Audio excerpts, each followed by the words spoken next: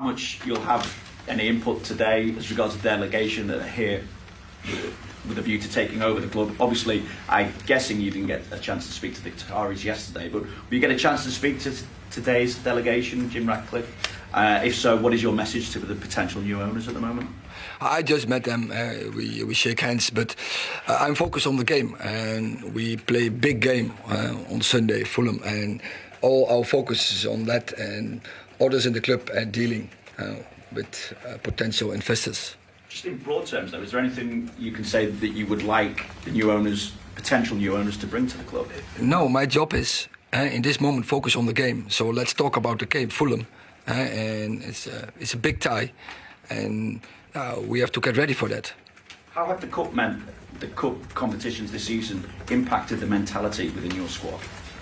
I think we have to set here a culture, a winning culture, and we are Manchester United. We have to win all the games. We have to compete in all the leagues and to win all the leagues. So that has to be the mentality. It's not that you win all the leagues, but the mentality is when you go in a game, we have to win the game. Speaking of mentality, and finally from me as well, Erik, Marcus Rashford, 30 goals this season in 48 games, including internationals, 24 in 19 since the World Cup. When others have dipped after that tournament, what is it about Marcus that he's been able to reach those kind of levels?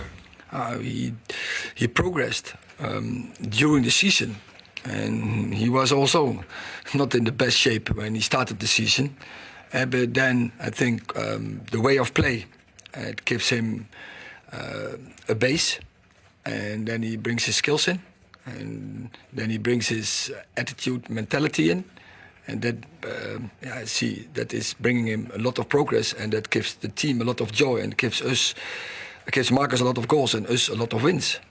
So, Erik, we're coming up to an international break. Where do you think Manchester United are in terms of their position in the league? You're obviously third in the league, but where do you think they are in terms of competing for the biggest honours, the biggest trophies?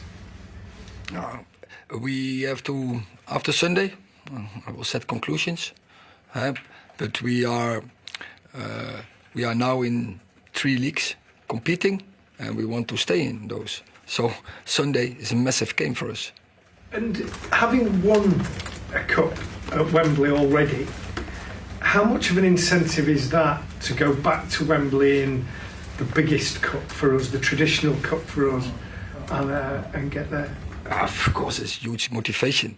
We all really enjoyed Wembley. We all really enjoyed winning a trophy, and it has to be the fuel for next one, to get pushed by that idea, and that has to bring extra energy to beat Fulham. James. Erik, we've seen with Marcus this season, his best season ever.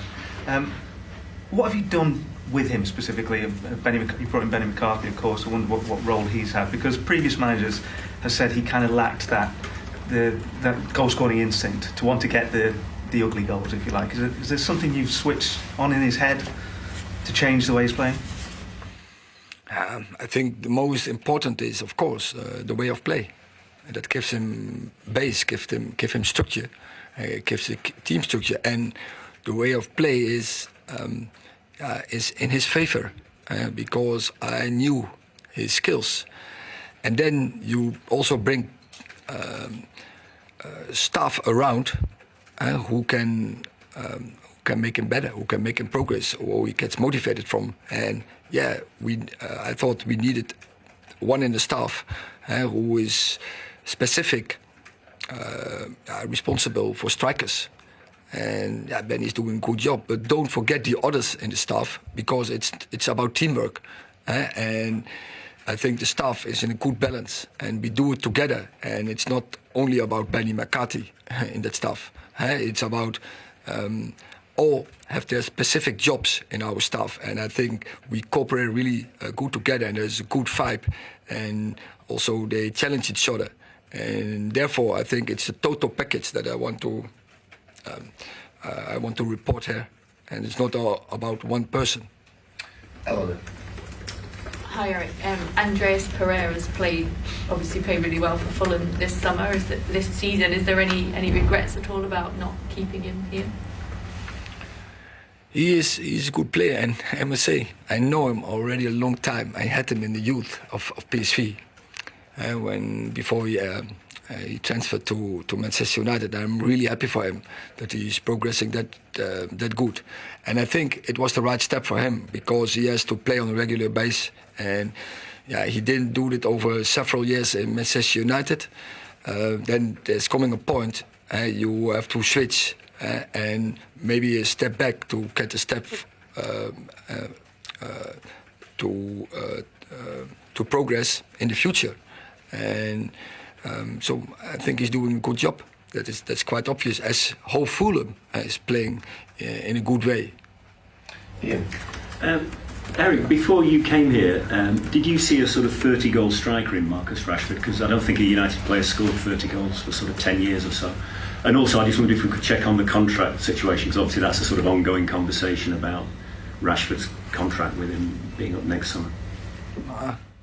I think I will not go back, but I think I said it in the summer that the question came from you, one of you, and several times, if I believe if Rashford or Martial, one of them could score 20 plus goals, and I said yes. I believe.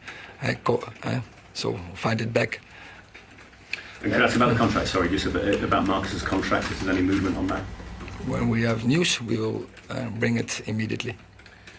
Last question in this section, Tom. Erik, this is the first of 4 games without Casemiro now. How much thought have you given to having... We already had many more games without Casemiro. Well, that's true. And has what's happened in those games, because I think it's fair to say not all of them have gone particularly well. Yes.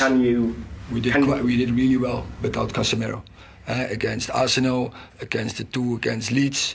I remember so other games. I think we did really well also without Casemiro, and also in the start of the season. But I want to have Casemiro available because he has a huge impact on our game. Can you replace him like for like in that midfield? Is it just a case of slot someone in there, or do you have to make allowances, because he is a very unique player? Yes, but as I said, we also won many games without Casemiro, and so he's not available, and then we have to do it with other players, and it's about the 11, or let's say the squad, who's available to win this leg. Okay, one question on our Europa League draw against Sevilla.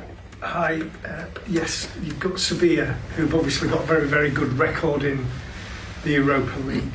What is your thought on that? Back to Sevilla, and as you say, they have a very good record. You have to be aware of it.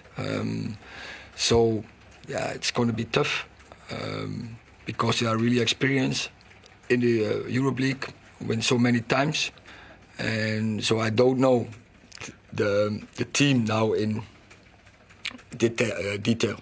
I don't know, so I have to focus on that. But for me, is most important. It's Fulham, and I don't look forward to Seville because we have an international break, and then we have 3 Premier League games. So and there's much time to focus on that. But definitely, I think all the opponents who are coming to this stage of the Europa League, they are strong. And it's about you have to play your best football if you want to come through, and it's definitely the case if you face Seville.